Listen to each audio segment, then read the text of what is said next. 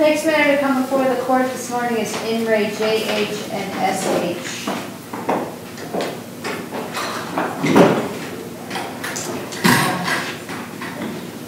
The appellant may have up to 15 minutes to argue.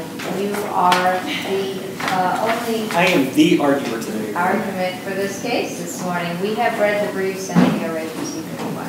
Thank you, Your Honor. Attorney Greg Price on behalf of the father in this case, Your Honor. This case has been, actually the original appeal started with the guardian ad litem whenever they filed their argument and notice of appeal.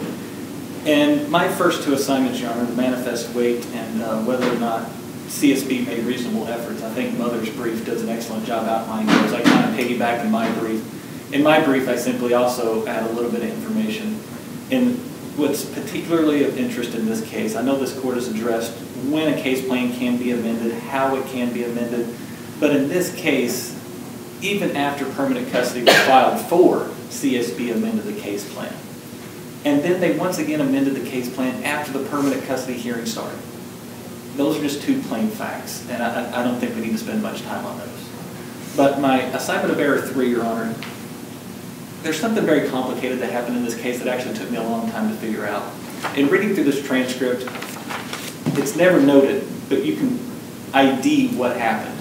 After the first day of this hearing, the guardian ad litem notified the court after hearing testimony from a counselor that there was going to be a conflict, that she was going to be in conflict with the wishes of the child after hearing that testimony.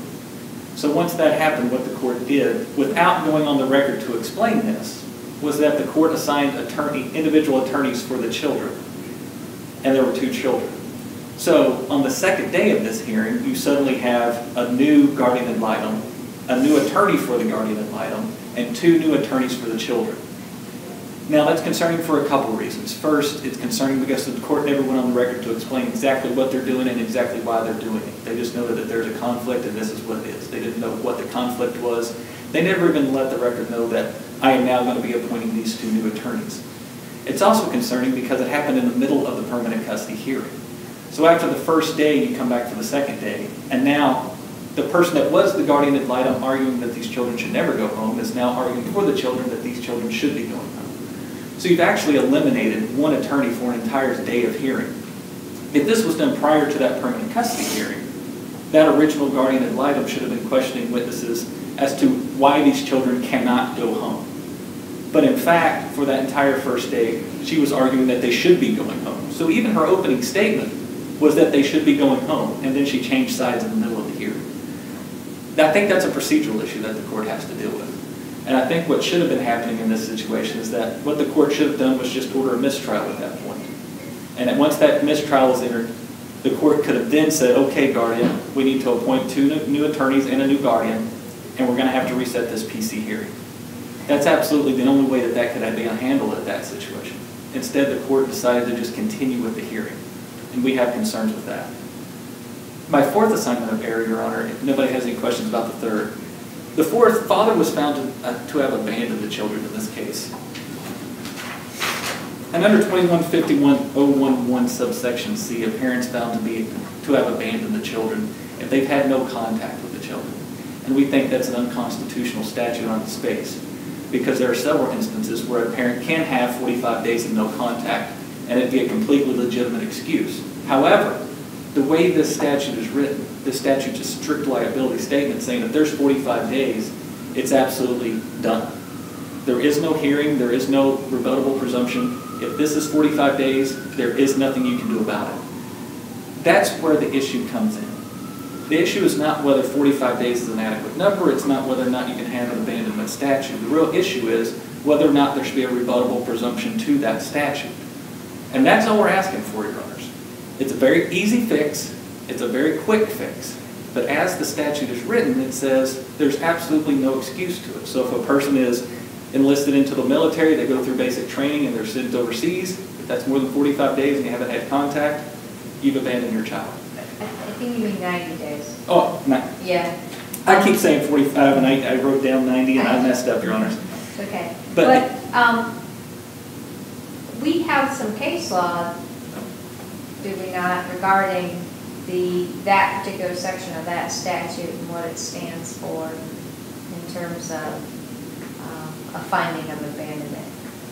And there's ample case law on that, and this statute, and the reason that there is ample case law on it is because this statute comes up so incredibly often in permanent custody hearings. And that's why I think the court needs to take one closer look at this and just say whether or not that this statute needs to be a rebuttable presumption. And by that, if CSB comes in this hearing and says, here's 90 days, as it stands now, that party's done. That party might as well leave the room. All we're asking for is that it be a rebuttable presumption to where father can then take the stand and say, yes, it was 90 days, but here's why. And here's exactly why. And then allow the judge to make a finding. Right now, once you show 90 days, it's done. We're just asking for that rebuttable So presumption. basically what you're wanting is for the court to incorporate intent to abandon. Correct. And that's where it's lacking right now. It has no intent. If it's 90 days, it's done. And that's really what we're asking the court to look at. And once again, this is something that the court's addressed several times. It's something that's going to have to be addressed several times beyond this point now. But right now, I think if you look at this, look at the statute closely, there are several instances where a person cannot have 90 days of contact. And once again, the court's been very clear. It's not 90 days of calling a grandparent and telling them, hey, tell the kids hi. It's not calling a spouse and say, hey, tell the kids hi. You got to have contact with the kids. But there are a lot of instances where a parent can have that happen. Purposefully, accidentally, great excuse, absolutely poor excuse. All we're asking is for a rebuttable presumption to absolutely put that on the record and say, here's why I missed those 90 days, and have a judge find that. Right now, it's removed from the judge and they have no finding that. But if the court doesn't have any more questions on that, Your Honors, I would just cede the rest of my time. Thank you for your presentation this morning. The court will take the matter under advisement, issue a written decision which will be mailed to all sides as well as posted on our website and the Ohio Supreme Court website.